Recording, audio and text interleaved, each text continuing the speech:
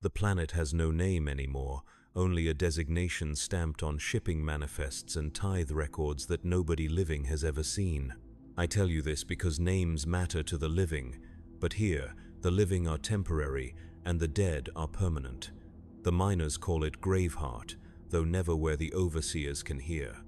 It is a fitting name for a world that has been gutted so thoroughly that its core temperature dropped 3 degrees in the past century. The Mechanicus tech adepts who monitor such things call this a statistical anomaly. The miners know better. They know the planet is dying, and they are killing it one shovel load at a time. You wake before the sun rises, but then again, the sun never truly rises on Graveheart. The atmospheric processes that once scrubbed the air clean broke down generations ago, and now the sky hangs like a brown shroud over everything. The hab blocks stretch upward into this perpetual twilight, their facades streaked with rust and chemical runoff that has eaten the Imperial eagles carved into the concrete until they look more like screaming birds than symbols of mankind's dominion. From my window on the 47th level, I can see the mining platforms scattered across the Badlands like metal tumors, their extraction towers disappearing into the toxic haze. The shift whistle sounds at 4 in the morning local time, though time itself feels negotiable here. The sound cuts through the hab block walls like a scream, and instantly the corridors fill with the shuffle of boots and the rasp of breathing through rebreather masks. Nobody talks much in the morning. There is nothing to say that has not been said 10,000 times before, and words cost energy that will be needed below. The miners move like sleepwalkers through routines burned into their muscle memory by years of repetition. In the communal wash stations, men and women strip to their underclothes and rinse themselves with recycled water that tastes of metal and desperation. The water is rationed, of course, like everything else on Graveheart. 3 minutes per person, timed by an ancient chronometer that has been counting down lives for longer than anyone remembers. The lucky ones have soap. The unlucky ones scrub themselves with industrial degreasing compound that leaves their skin raw and chemical burned, but at least removes some of the accumulated filth of the mines. I watch them prepare for another day in the depths, and I think about the children who are born here. By Imperial law, every citizen of the Imperium is entitled to know the glory of serving the Emperor, but on worlds like Graveheart, that service is predetermined by genetics and geography.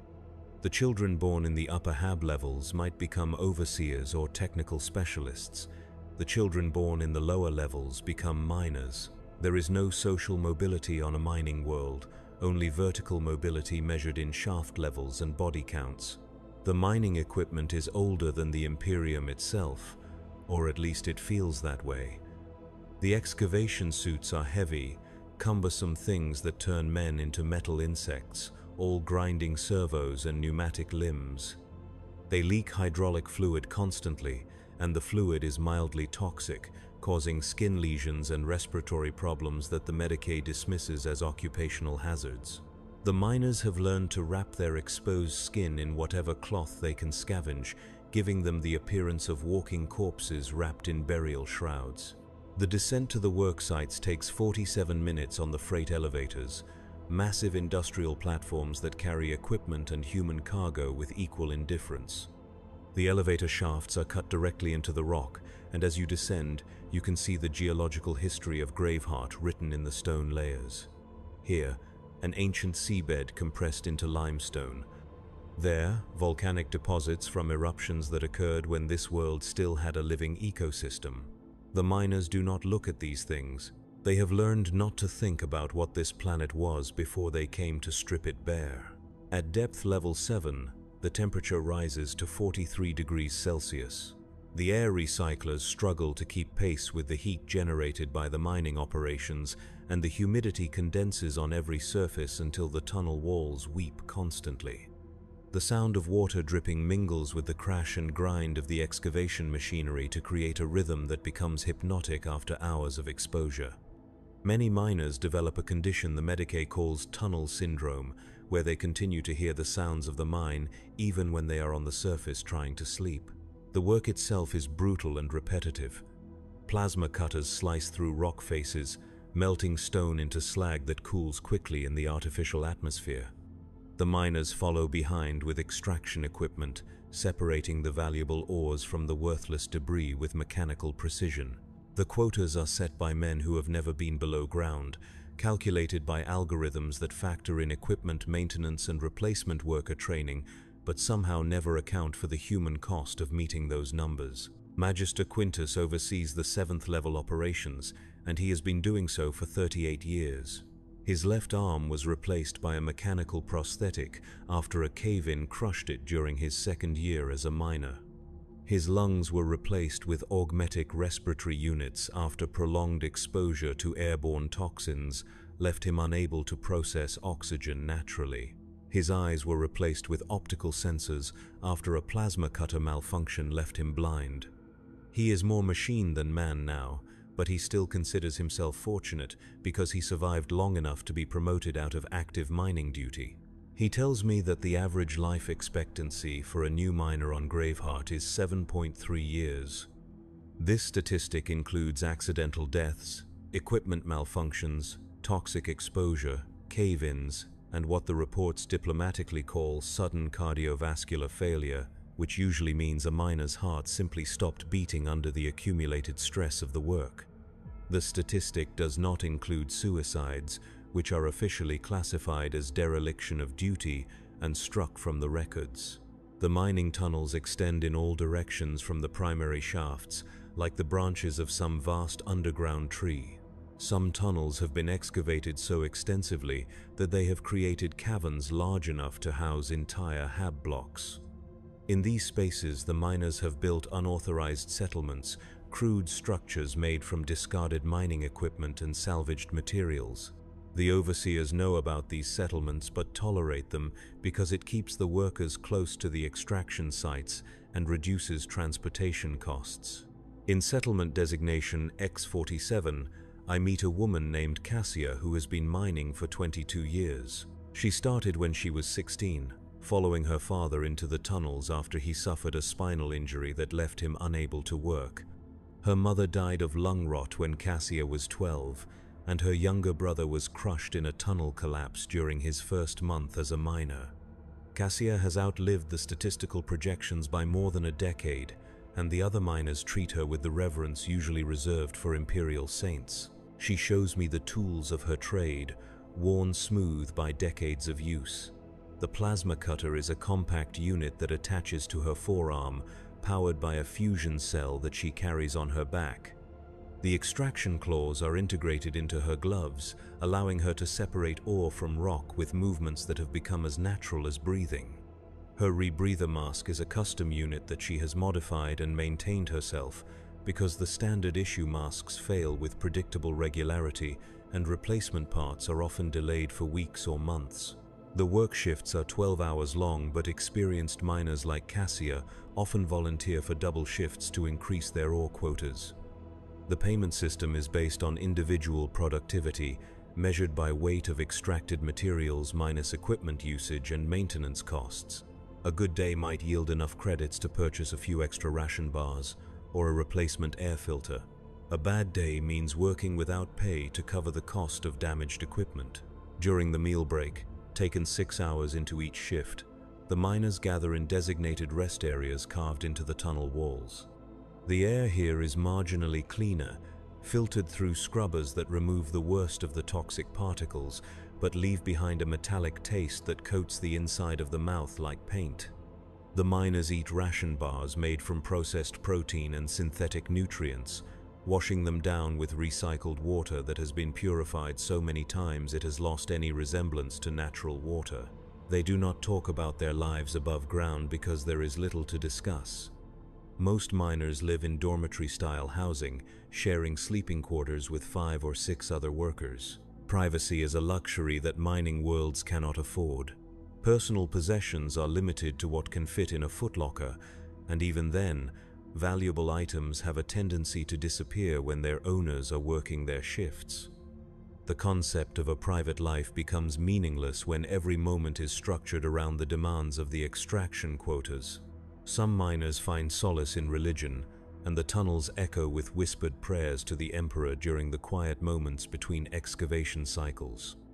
The prayers are usually requests for protection from cave-ins or equipment failures, but sometimes they are pleas for forgiveness for the things the miners must do to survive. On Graveheart, survival often means allowing others to die, whether through equipment failures that could have been prevented or by remaining silent when safety violations occur.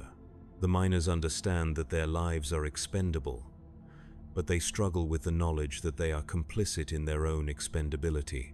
The chapel on level 12 was carved by the miners themselves during off-duty hours, a crude but heartfelt shrine decorated with salvaged materials and improvised religious icons. The servo skull that serves as the chapel's audio recorder has been modified to play hymns, though the playback quality is poor and the songs often skip or distort in the middle of verses. The miners do not seem to mind. They sing along with voices roughened by years of breathing toxic air, creating harmonies that echo through the tunnels like the voices of the dead calling from below. Father Matthias conducts services when he can make the descent to the lower levels, though his health has been deteriorating rapidly since his arrival on Graveheart 5 years ago. The combination of poor air quality and the stress of ministering to a population with a 73% mortality rate has left him gaunt and hollow-eyed, with a persistent cough that he tries to hide behind his ceremonial robes. He tells me that he has performed more last rites on Graveheart than in his previous 15 years of service combined.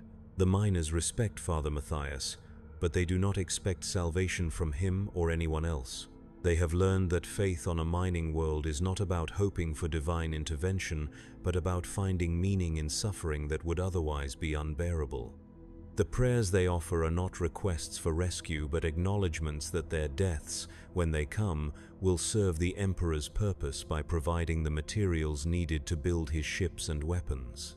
As the work shift continues, the temperature rises and the air quality deteriorates. The miners work in rotation, taking turns at the extraction face while others operate the support equipment or haul processed materials to the loading platforms. The work is coordinated with mechanical precision, but there is no room for error or hesitation. A moment's inattention can result in injury or death, not just for the careless worker but for others in the vicinity. The excavation process releases gases trapped in the rock for millennia, some of which are toxic or corrosive. The miners wear atmospheric sensors that alert them to dangerous concentrations, but the sensors are often unreliable, and many miners have learned to identify hazardous conditions by smell, taste, or the way the air feels in their lungs. This knowledge is passed from experienced workers to newcomers through informal mentorship, though the turnover rate means that much valuable information is lost with each generation of miners. At depth level 9, I witness an equipment malfunction that illustrates the casual brutality of life on Graveheart. A hydraulic line ruptures on an excavation suit, spraying superheated fluid across the tunnel wall. The miner inside the suit, a young man named Tobias who has been working the mines for 8 months, is scalded across his back and right arm. The medical response consists of basic first aid administered by his fellow workers, who continue their excavation duties while treating his injuries. Tobias is given a dose of combat stimulants to help him manage the pain, and his burns are covered with regenerative gel that will prevent infection but will not reduce scarring. He is back at work within 2 hours because the medical assessor determines that his injuries do not prevent him from operating his equipment.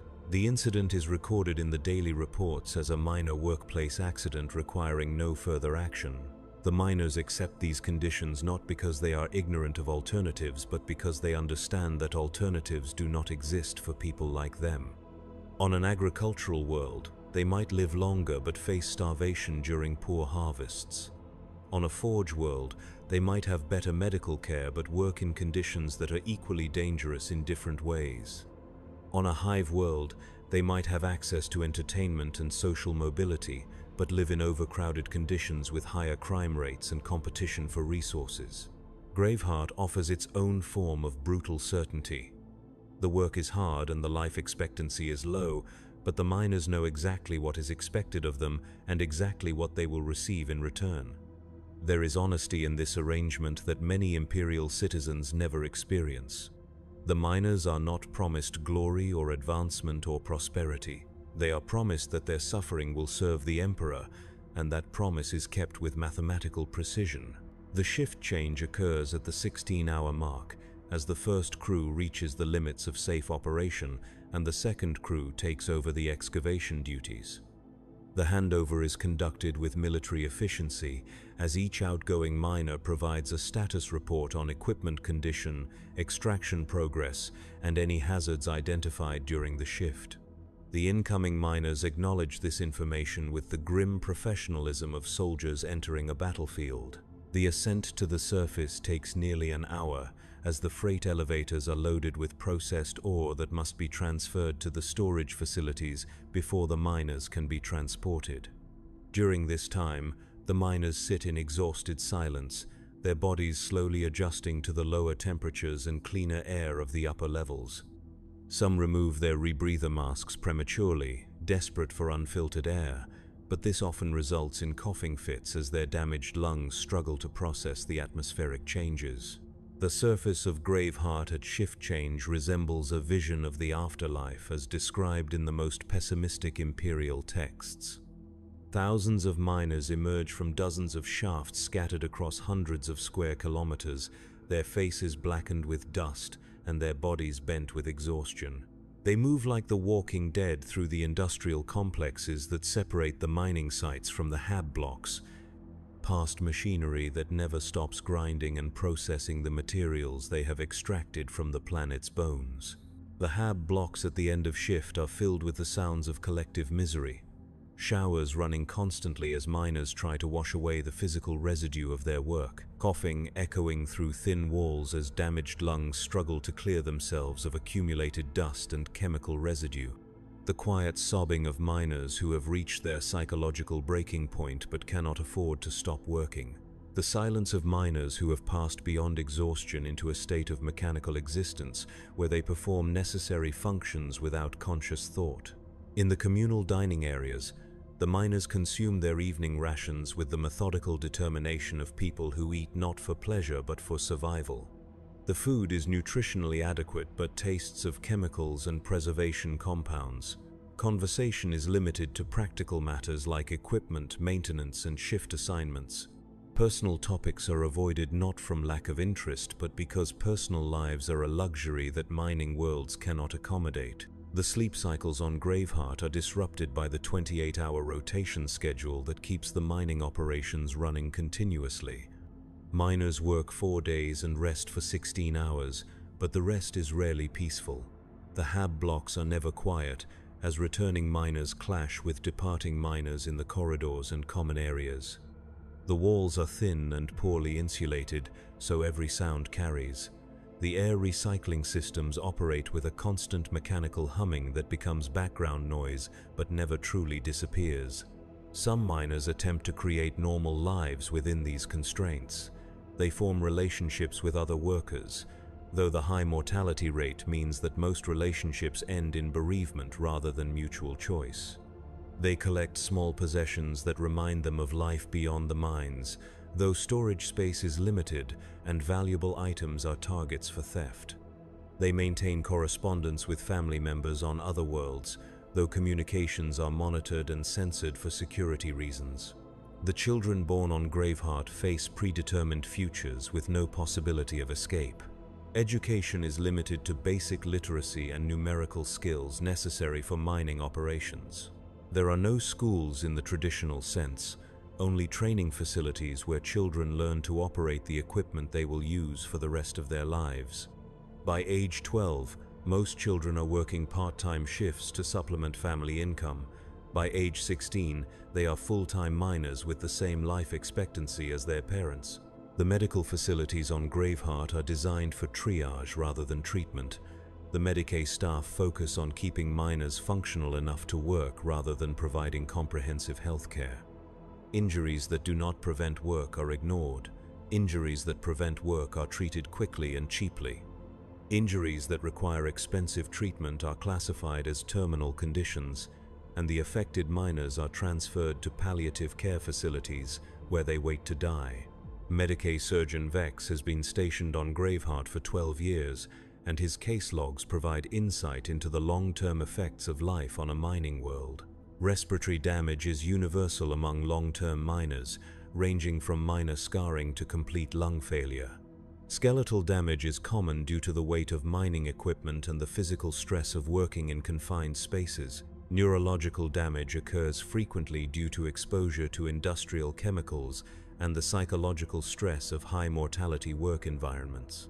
The psychological profiles of long-term miners show consistent patterns of emotional numbing, social withdrawal, and what the Medicae classifies as adaptive fatalism. The miners develop coping mechanisms that allow them to function in an environment where death is statistically inevitable, but these same mechanisms prevent them from forming meaningful relationships or planning for futures they do not expect to see. The mining equipment itself becomes a character in the lives of the workers as they develop relationships with machines that are more consistent and reliable than human relationships. Experienced miners can diagnose equipment problems by sound and feel, adjusting their work patterns to accommodate mechanical limitations. They personify their tools, giving them names and treating them with care that extends beyond mere maintenance requirements. The excavation suits become extensions of the miners' bodies, mechanical exoskeletons that amplify human strength but limit human flexibility. The suits are designed for efficiency rather than comfort, and prolonged use causes joint pain, muscle atrophy, and circulation problems. The miners accept these problems as inevitable consequences of their work, like soldiers accept battle scars as proof of their service to the Emperor. The deeper levels of the mining complex reveal the true scale of Graveheart's transformation from living planet to industrial resource. At depth level 15, the excavation has reached pre-human archaeological deposits, layers of rock that contain fossilized remains of the planet's original ecosystem. The miners work around these discoveries without acknowledgement, as their contracts specify that their job is extraction, not exploration or preservation. Some of the fossils are beautiful, preserved remnants of creatures that lived on Graveheart when it had oceans and forests and breathable atmosphere. The miners occasionally pause to look at these glimpses of what their world once was, but they do not discuss what they see. There is no room in their mental framework for grief over the loss of something they never experienced. Their relationship with Graveheart is purely extractive, and sentimentality is a luxury they cannot afford. The mining operations have reached a depth where geothermal activity provides natural heating, but also creates hazards that require constant monitoring. Pockets of superheated gas can erupt without warning, and underground water sources can turn to steam instantly when breached by excavation equipment. The miners work with the casual competence of people who have learned to navigate deadly hazards as part of their daily routine. At this depth, the rock formations contain minerals that are valuable enough to justify the increased risk and operational cost. Rare earth elements used in the construction of Imperial warships, radioactive isotopes required for plasma weapon manufacturing, crystalline structures that serve as components in astropathic communication devices. The miners extract these materials without understanding their purpose or significance, focusing only on meeting their quotas and surviving their shifts. The transport systems that carry processed materials to the surface are marvels of industrial engineering, massive conveyor systems and pneumatic tubes that move tons of ore continuously. The miners who maintain these systems work in conditions that are even more dangerous than the excavation sites, as they must access moving machinery while it operates. The maintenance schedules are calculated to maximize operational efficiency, which means that safety margins are minimal and equipment failures are often fatal. The administrative levels of the mining complex are staffed by Imperial bureaucrats who never descend below level 3. These men and women process the reports and quotas and efficiency calculations that determine how the mining operations are conducted, but they have no direct experience with the conditions their decisions create. The disconnect between policy and practice is absolute, and the miners understand that their lives are governed by people who view them as production statistics rather than human beings. Supervisor Corvin reviews the daily reports from his office on level 2, surrounded by data displays that show production figures, equipment status, and personnel statistics. The numbers tell a story of consistent productivity and acceptable loss rates, but they do not convey the human cost of maintaining those statistics. Corvin has held his position for 6 years, and during that time, the mining operations under his supervision have maintained a profitability rating that earns commendations from his superiors on distant worlds. The miners know Supervisor Corvin by reputation only, as he never interacts with them directly. His decisions affect their lives in countless ways, from work schedules to equipment allocation to safety protocols, but he remains an abstract figure whose existence is confirmed only by the policy memos that filter down through the command structure. The miners understand that they are governed by invisible forces that view them as expendable resources, and they accept this arrangement because rebellion would be both futile and counterproductive. The social structure of Graveheart is determined entirely by proximity to the mining operations. The closer to the extraction sites, the lower the social status and the higher the mortality rate. The surface facilities house the administrative staff and technical specialists who manage the mining operations but do not directly participate in them. The intermediate levels house the supervisors and skilled workers who oversee the mining activities.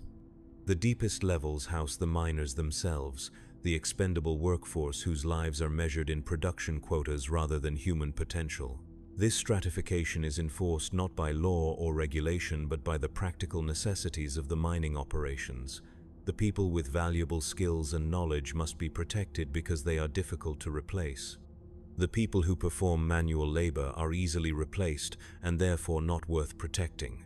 The miners understand this logic and accept it, because fighting against inevitable social structures wastes energy that is needed for survival.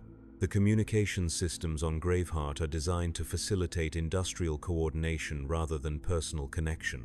Messages between levels of the mining complex are filtered through supervisory channels that monitor content for security violations and productivity concerns.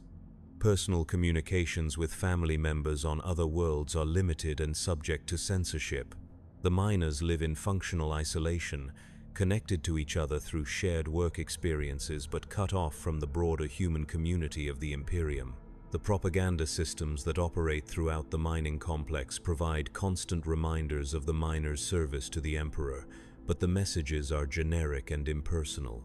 Images of Imperial glory and quotes from the ecclesiarchy play on screens in common areas and work sites, but they have no relevance to the daily reality of mining operations. The miners ignore these displays because they understand that the propaganda is intended for people who have choices, and miners have no choices. The security forces on Graveheart consist of a small detachment of Imperial Guard veterans who maintain order through the threat of violence rather than active enforcement. The crime rate among the miners is low, not because they are naturally law-abiding, but because they lack the time and energy for criminal activity. The security forces focus primarily on preventing sabotage of the mining equipment and ensuring that production quotas are met on schedule. The few incidents of civil unrest that occur on Graveheart are handled with overwhelming force and used as examples to discourage future problems. The miners who participate in work stoppages or protests are transferred to the most dangerous work assignments, where their life expectancy drops from the standard 7 years to approximately 6 months. The other miners witness these consequences and adjust their behavior accordingly. The mining operations on Graveheart operate according to cycles that are determined by Imperial logistics rather than planetary conditions. When the demand for certain materials increases due to military campaigns or construction projects, the mining quotas are adjusted upward and the miners work longer shifts at higher productivity levels. When demand decreases, the quotas are reduced but the workforce is not, leading to increased competition for assignments and reduced income for individual miners. These economic cycles create boom and bust periods that affect every aspect of life on Graveheart. During boom periods, the miners work themselves to exhaustion but earn enough credits to improve their living conditions marginally. During bust periods, the miners struggle to meet basic survival needs, and the mortality rate increases as malnutrition and stress take their toll. The cycles are predictable in their general pattern, but unpredictable in their specific timing, creating chronic anxiety among the mining population. The environmental damage caused by the mining operations has reached a point where it affects the planetary ecosystem in measurable ways. The atmospheric processes cannot keep pace with the pollutants released by the extraction processes, leading to acid rain that corrodes the surface infrastructure and makes outdoor work increasingly dangerous. The groundwater has been contaminated by mining chemicals, requiring all drinking water to be processed through expensive filtration systems. The miners understand that they are destroying their own world, but they also understand that they have no alternative. The Imperium demands resources, and Graveheart exists to provide those resources. The long-term consequences of environmental destruction are irrelevant compared to the short-term necessity of meeting production quotas. The miners are participants in their own planetary suicide, but they are also prisoners of economic and political forces beyond their control. The cultural life of Graveheart is limited to the customs and traditions that can survive in an industrial environment focused entirely on resource extraction. Music exists in the form of work songs that help coordinate group activities and provide psychological comfort during difficult shifts.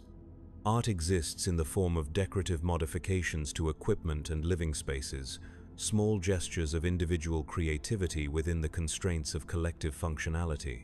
Literature exists primarily in the form of technical manuals and safety instructions, though some miners maintain collections of printed materials smuggled from other worlds. These books and documents are treated as precious objects, shared carefully among trusted friends and preserved with the dedication usually reserved for religious relics. The act of reading becomes a form of resistance against the dehumanizing effects of industrial labor, a reminder that miners are human beings with interior lives that extend beyond their work functions. The religious practices on Graveheart blend Imperial doctrine with folk traditions that have developed specifically in response to the conditions of mining life. The miners pray for protection from cave-ins and equipment failures, but they also perform rituals designed to appease the spirit of the planet itself. These rituals are not officially sanctioned by the ecclesiarchy, but they are tolerated because they improve morale and do not interfere with production schedules. The concept of time on Graveheart becomes distorted by the constant artificial lighting and the irregular shift schedules. The miners lose touch with natural circadian rhythms, leading to sleep disorders and psychological disorientation. The passage of days and weeks becomes meaningless when every period of wakefulness is identical and every period of rest is interrupted by industrial noise. The miners measure time by production cycles rather than calendar dates, and their sense of personal history becomes fragmented and unreliable. The death rate on Graveheart is so high that the disposal of bodies becomes a logistical challenge requiring industrial-scale solutions. The miners who die from accidents or disease are processed through cremation facilities that operate continuously, their ashes scattered in designated areas that have been exhausted of mineral resources. The cremation process is efficient but impersonal, with multiple bodies processed simultaneously and no ceremonies or rituals to acknowledge individual lives. The families of deceased miners receive notification through official channels, but the messages are standardized forms that provide no details about the circumstances of death or the contribution the deceased made to the mining operations. The miners understand that their deaths will be anonymous and unmourned except by their immediate work colleagues, and they make peace with this knowledge because the alternative is psychological breakdown that would prevent them from functioning. The replacement workers who arrive on Graveheart to fill the positions of deceased miners come from other Imperial worlds where economic conditions are even worse than those on mining worlds. They arrive with hopes for stable employment and adequate living conditions, but these hopes are quickly adjusted to match the reality of their situation. The veterans watch the newcomers undergo this psychological transformation with mixture of sympathy and resignation. The training program for new miners is designed for efficiency rather than comprehensiveness, focusing on basic safety procedures and production techniques, while ignoring the psychological preparation needed for long-term survival in the mining environment. The new miners learn through experience that their official training provided only a fraction of the knowledge they need to survive, and they must acquire the rest through informal mentorship and painful trial and error. The equipment failures that occur regularly in the mining operations are often preventable, but prevention requires maintenance resources that are allocated based on cost-benefit analyses rather than safety considerations. The miners learn to work with partially functional equipment because fully functional equipment is a luxury that mining worlds cannot afford. They develop improvisational skills that allow them to complete their work assignments despite mechanical problems that would shut down operations in environments where human life is valued more highly than production efficiency. The communication between the mining levels and the surface administration occurs through a bureaucratic hierarchy that filters information according to the perceived needs of each organizational level. The miners report problems and hazards to their immediate supervisors, who evaluate these reports according to their potential impact on production schedules. Information that might require expensive solutions or production delays is often classified as low priority or dismissed entirely. The miners understand that they cannot rely on the administrative hierarchy to address their concerns, so they develop informal networks for sharing information and coordinating responses to dangerous conditions. These networks operate outside official channels and focus on practical survival rather than bureaucratic procedure. The miners know that their lives depend on their ability to protect each other because the official safety systems are designed to protect equipment and production schedules rather than human beings. The medical treatment available to miners is limited to interventions that can restore work capacity quickly and cheaply. Chronic conditions that develop slowly over years of exposure to mining hazards are treated with pain management rather than curative therapy, because curative therapy would be expensive and would not increase productivity. The miners develop tolerance for levels of pain and disability that would be considered unacceptable in other imperial populations, because they understand that their value is determined by their ability to work rather than their overall health and well-being.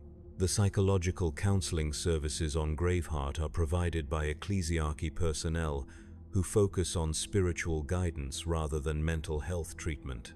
The miners are encouraged to find meaning in their suffering by viewing it as service to the Emperor, but they are not provided with practical coping strategies or emotional support. The counseling sessions are often group events that emphasize collective duty rather than individual needs, reinforcing the message that personal concerns are less important than production requirements. The social relationships that develop among the miners are characterized by intense loyalty combined with emotional distance, as people form strong bonds based on shared hardship while protecting themselves from the pain of inevitable loss. Friendships are measured in terms of practical support and mutual protection rather than emotional intimacy. The miners care deeply about their colleagues but avoid expressing this care in ways that would make the loss of those colleagues more difficult to bear. The family structures on Graveheart are adapted to the high mortality rate and the demands of continuous mining operations.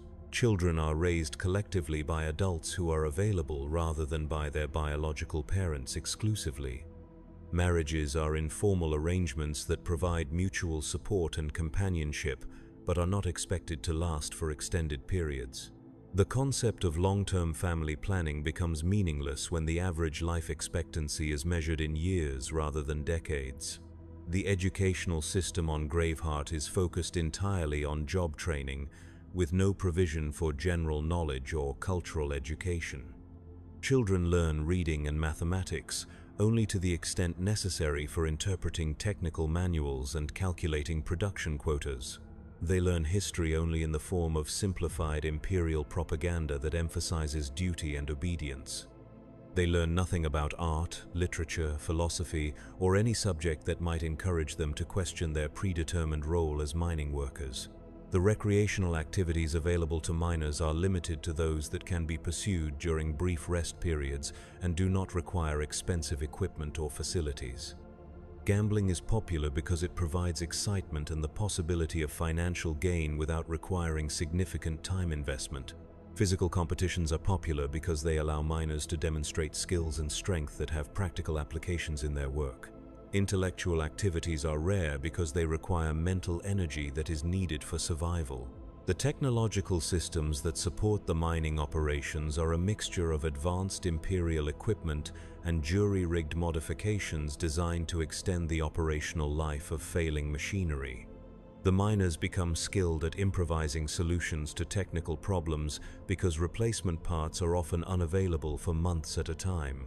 They learn to repair complex systems using salvaged components and creative engineering, developing expertise that would be valuable in other contexts but has no application outside the mining environment. The transportation networks that connect Graveheart to other Imperial worlds operate on schedules determined by logistics requirements rather than the needs of the local population. Supply ships arrive irregularly, bringing replacement equipment and new workers while taking away processed materials and the bodies of miners who have requested transfer to off-world medical facilities. The miners understand that they are part of an interstellar economic system that views them as replaceable components rather than human beings with inherent value. The political structure of Graveheart is determined entirely by Imperial administrative requirements, with no provision for local self-governance or democratic participation. The miners have no influence over the policies that govern their lives, and they understand that political activism would be both futile and dangerous. They focus their energy on survival and productivity rather than political change because they understand that the system they live within is designed to be unchangeable. The environmental conditions on Graveheart continue to deteriorate as the mining operations expand deeper into the planet's core and higher into the atmosphere. The air quality requires constant monitoring and filtration, but the filtration systems are overloaded and frequently malfunction. The water supply is contaminated with industrial chemicals that cause long-term health problems but are not immediately fatal. The soil is saturated with toxic compounds that prevent any form of agriculture or natural ecosystem recovery. The miners witness this environmental destruction daily, but they also understand that their economic survival depends on continuing the activities that cause the destruction. They are trapped in a system where their short-term survival requires them to eliminate the possibility of long-term survival for their children and grandchildren. The psychological stress of this contradiction contributes to the high rates of depression and anxiety among the mining population. The mining operations on Graveheart have reached a point where they are extracting materials faster than geological processes can replace them, meaning that the planet's mineral resources are being depleted in a way that cannot be reversed. The miners understand that they are working themselves out of a job, but they also understand that stopping work would mean immediate starvation rather than eventual unemployment. They continue to dig deeper and work harder because the alternative to gradual planetary exhaustion is immediate personal extinction. The cultural memory of what Graveheart was like before the mining operations began is preserved only in fragmentary stories told by the oldest miners, who arrived during the early phases of industrial development. These stories describe a world that was harsh and barely habitable but still recognizably alive, with weather patterns and seasonal changes and indigenous life forms. The younger miners listen to these stories with the same mixture of fascination and disbelief that previous generations might have reserved for fairy tales.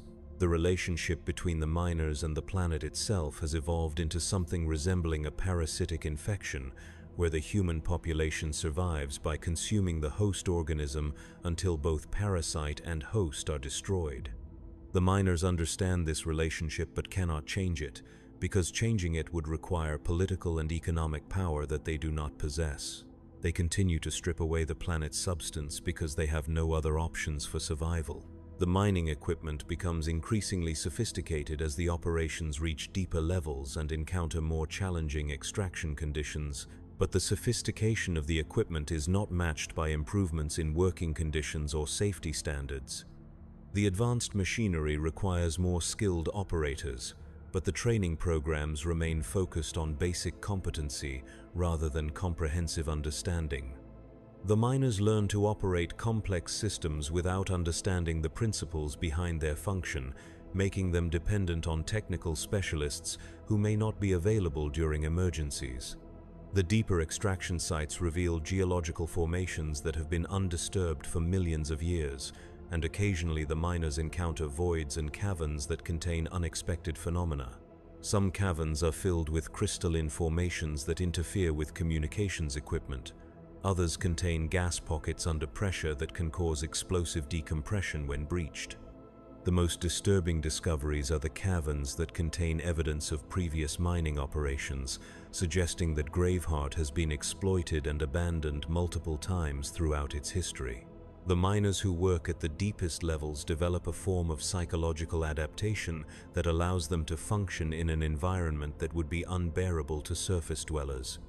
They learn to work in complete darkness, punctuated only by the lights on their equipment. They become accustomed to the constant pressure and heat that would cause panic attacks in people with normal psychological conditioning. They develop an almost supernatural ability to navigate the tunnel systems by sound and feel rather than visual reference. The social dynamics among the deep-level miners are different from those who work closer to the surface. The extreme conditions create bonds that are stronger than family relationships, as survival depends absolutely on the competence and reliability of work partners. The deep-level miners develop their own informal governance systems, making decisions collectively about work assignments and safety procedures without consulting the surface administration. They understand that they are beyond the reach of normal supervisory oversight and must take responsibility for their own survival. The communication systems at the deepest levels are unreliable due to geological interference and the extreme distances involved in transmitting signals to the surface.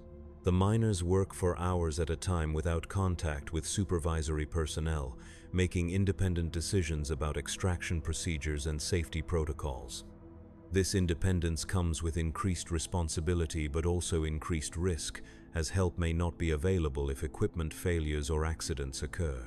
The materials extracted from the deepest levels are often more valuable than those found near the surface, but they are also more dangerous to handle. Some ores are radioactive and require specialized containment procedures that the miners learn through trial and error. Other materials are chemically reactive and can cause fires or toxic gas releases if not handled properly.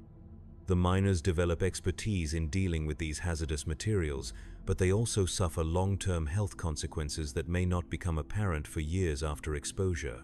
The psychological pressure of working at extreme depth affects different miners in different ways. Some develop claustrophobia that makes it impossible to continue working in confined spaces.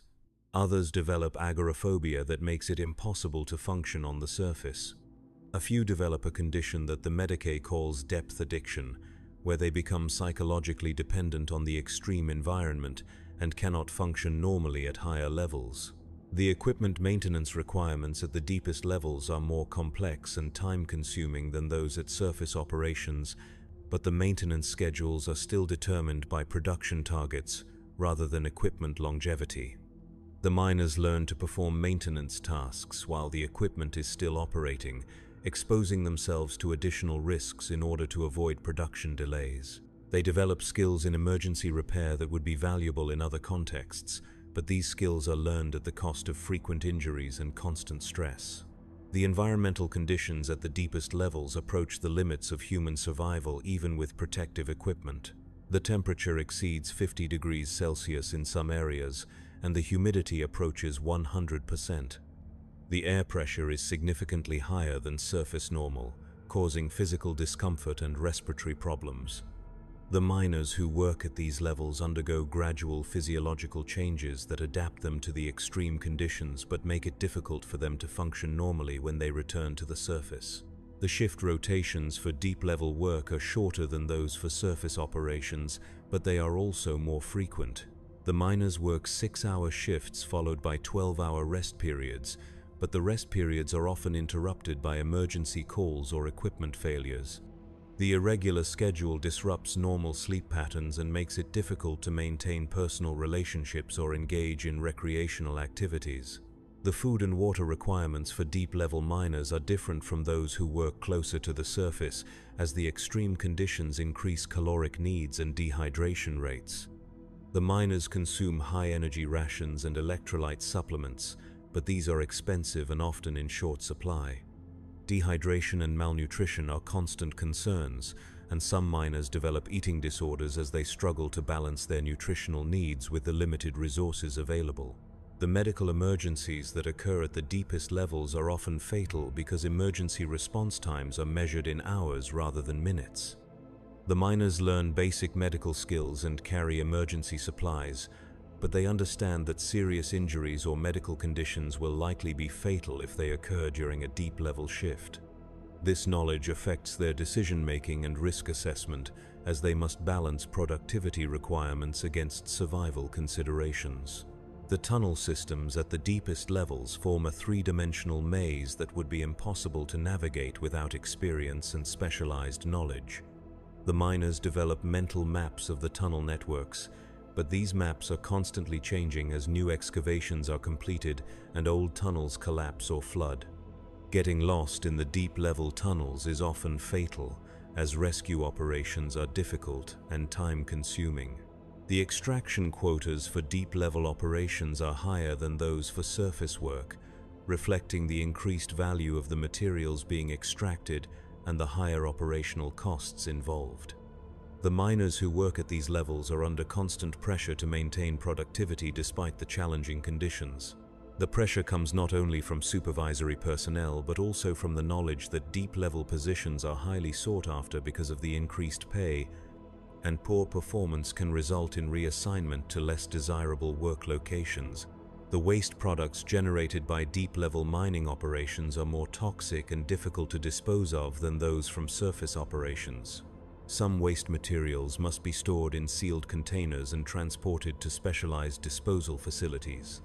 Other waste products are too dangerous to transport and must be buried in designated areas within the mine complex.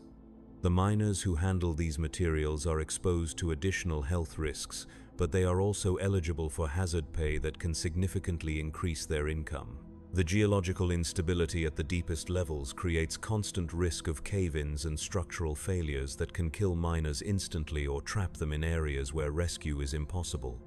The miners learn to read the warning signs of impending collapse, but the signs are not always reliable, and the pressure to maintain production quotas often forces them to continue working in areas they know are dangerous.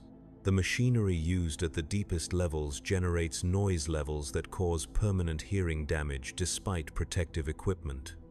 The constant exposure to high-decibel industrial sounds creates a form of sensory deprivation, as the miners lose the ability to distinguish between different types of sounds.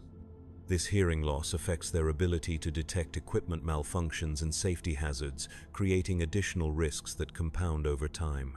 The lighting systems at the deepest levels are insufficient for normal human visual function, creating an environment where miners must work primarily by feel and sound rather than sight.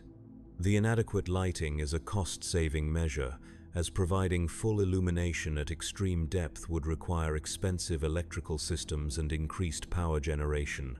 The miners adapt to working in near darkness, but this adaptation comes at the cost of increased accident rates and psychological stress. The air circulation systems at the deepest levels struggle to maintain breathable atmosphere, and some work areas have oxygen levels that are barely sufficient for human survival. The miners work shorter shifts in these areas, but they also work more shifts to compensate for the reduced productivity. The chronic oxygen deprivation causes fatigue, cognitive impairment, and long-term health problems that affect the miners' ability to function both at work and during their rest periods.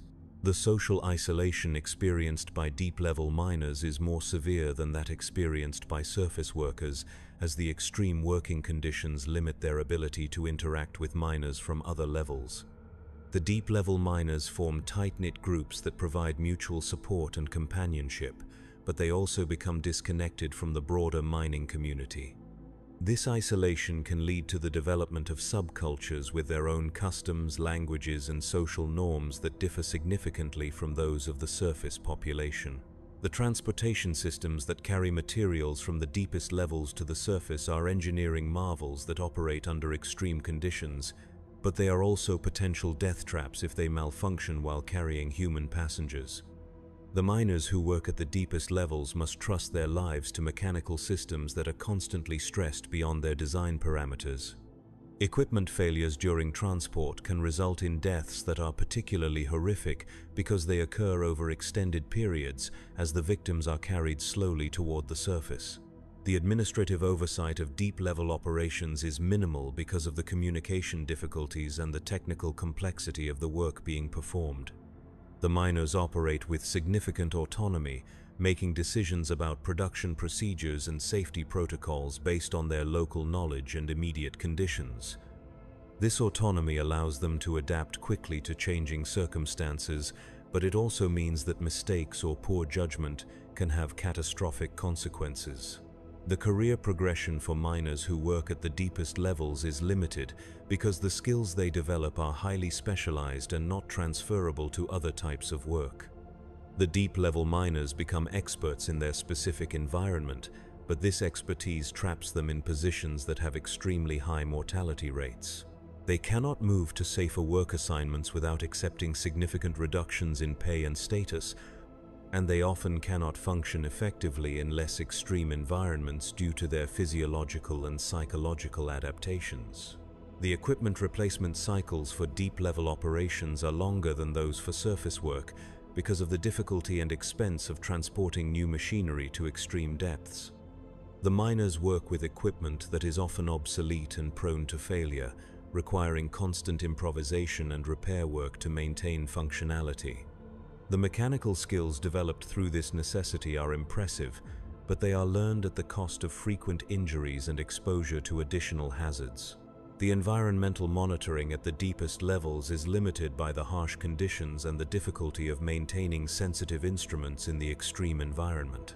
The miners rely on crude measurement techniques and their own sensory observations to detect dangerous conditions, but these methods are not always reliable.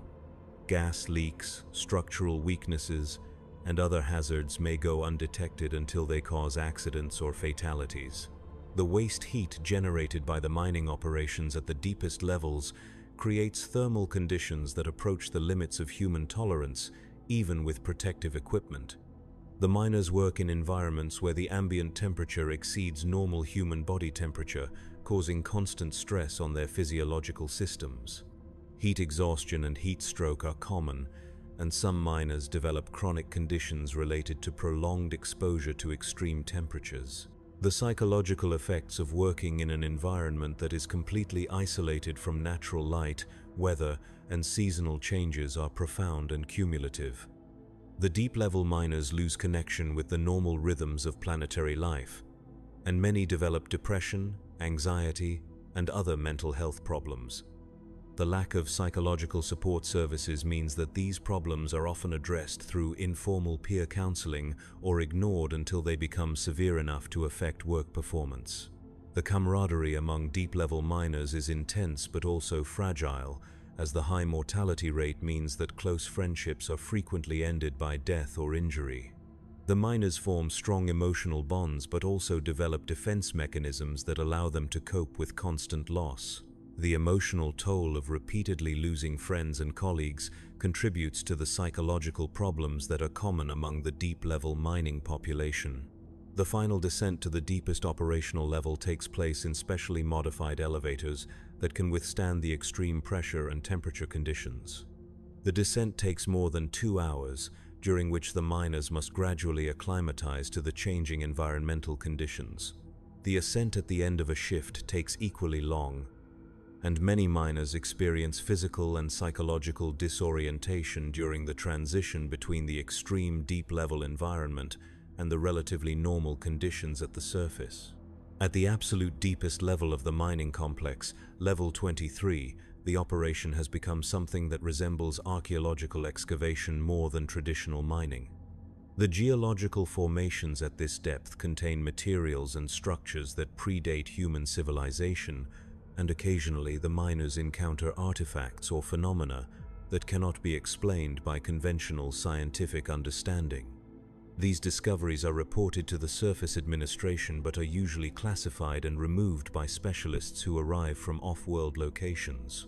The miners who work at level 23 are a select group who have survived long enough to develop the skills and psychological resilience necessary for work in the most extreme conditions. They are treated with respect and fear by the miners from higher levels, who view them as being somehow beyond normal human limitations. The level 23 miners understand that they are living on borrowed time, as the mortality rate at this depth approaches 100% over extended periods. But they continue to work because they have become psychologically and physiologically adapted to conditions that would be instantly fatal to normal humans. The extraction procedures at level 23 require techniques that have been developed specifically for this environment and have no application anywhere else.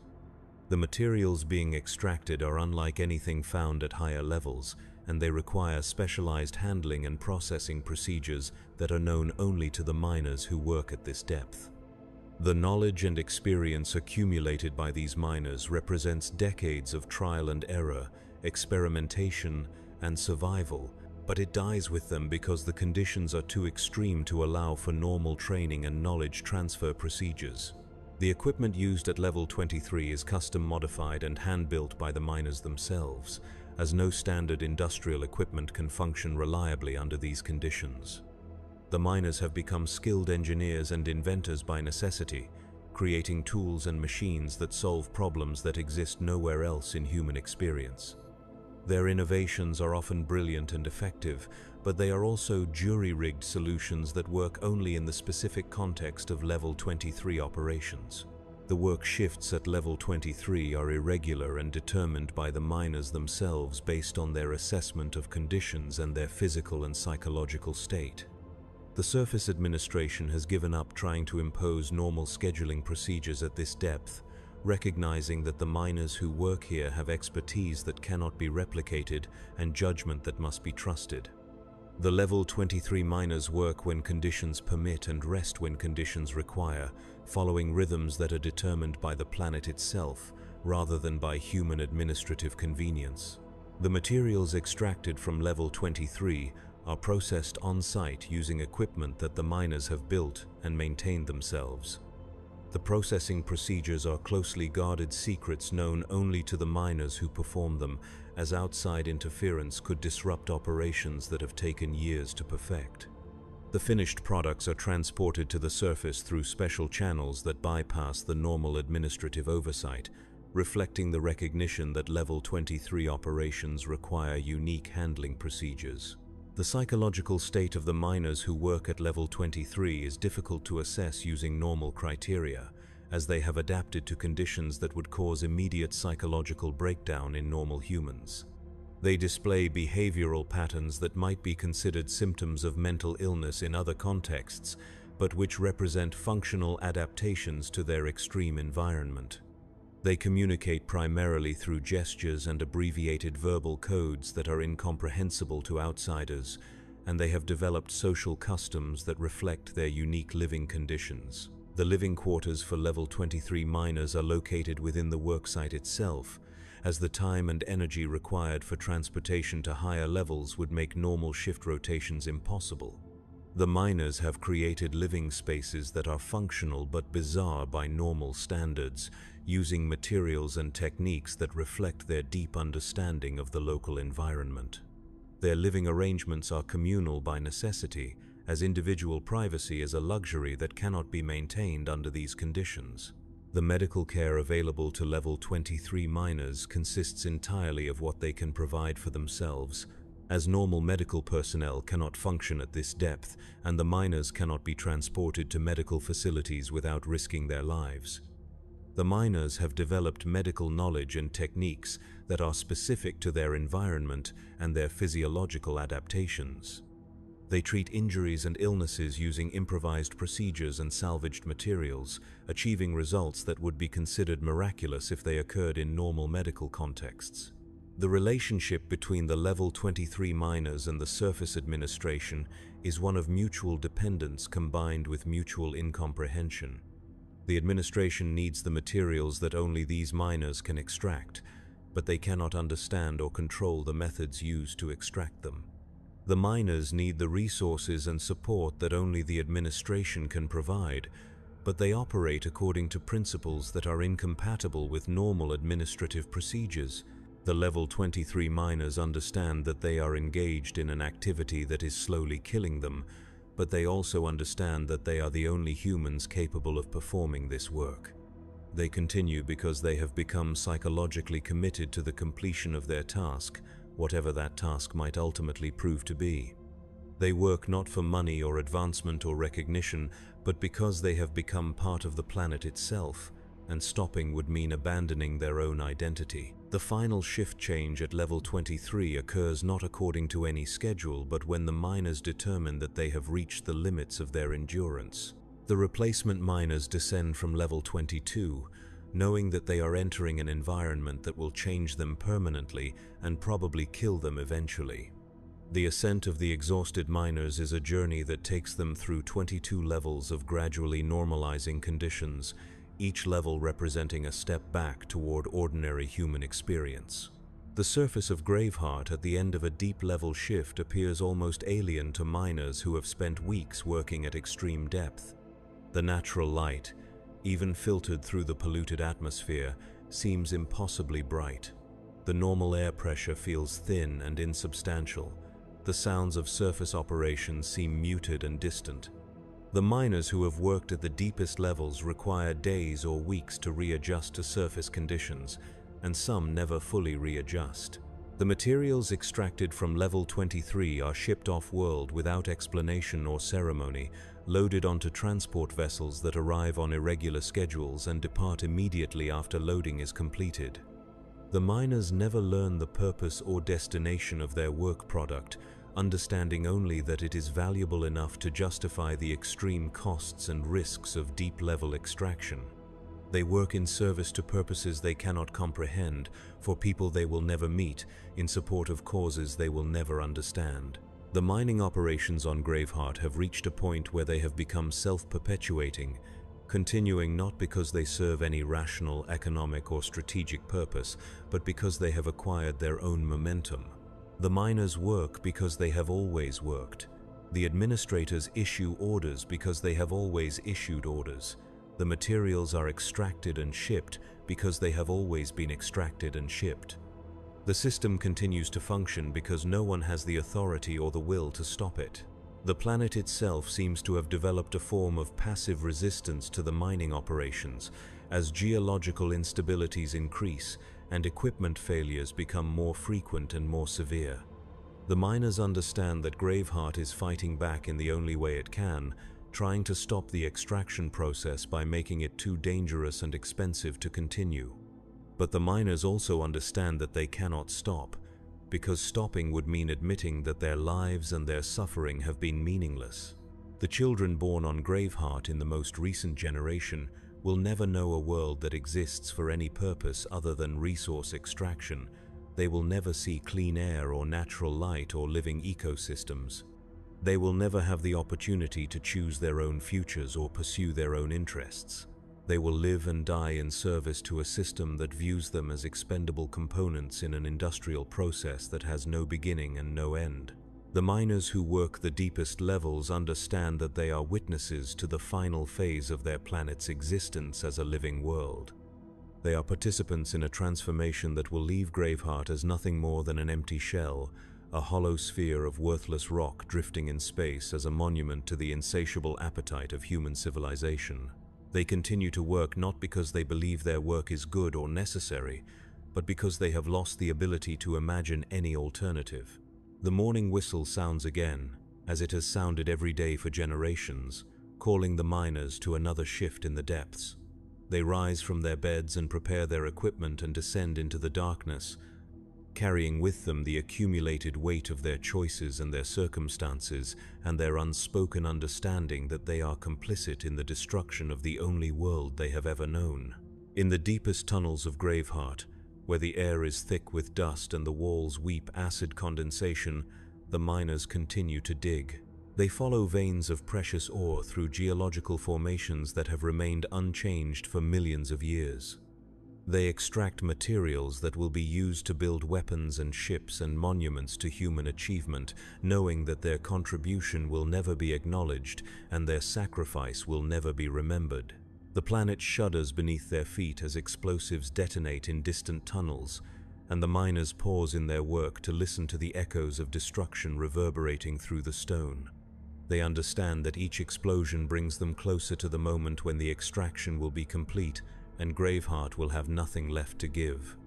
They understand that when that moment comes, They will be abandoned like the exhausted equipment and the empty tunnels and all the other things that have outlived their usefulness. But until that moment arrives, they continue to work.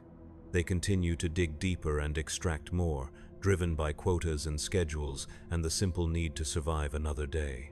They continue because continuation is the only choice they have ever been given, and because they have learned that hope is a luxury that mining worlds cannot afford. The story of Graveheart is not unique in the vast expanse of the Imperium. Across thousands of worlds, millions of miners descend into the darkness each day to extract the materials that keep human civilization functioning. They live and die in anonymity, their individual stories lost in the statistical reports and production summaries that document their collective contribution to the Emperor's glory. But on this particular world, in these particular tunnels, at this particular moment in the history of human expansion across the galaxy, the miners of Graveheart continue their work. They continue because they must, and because they cannot imagine any alternative, and because someone must pay the price for the Imperium's endless hunger for resources and expansion and dominance. The tunnels echo with the sound of their labor, a rhythm that has become the heartbeat of a dying world. And in that rhythm, in that constant grinding and digging and extracting, lies the truth about what it means to serve the Emperor in the darkness beneath the ground, where the light of his glory never reaches, and where the only reward for faithful service is the promise of more faithful service until death finally provides release.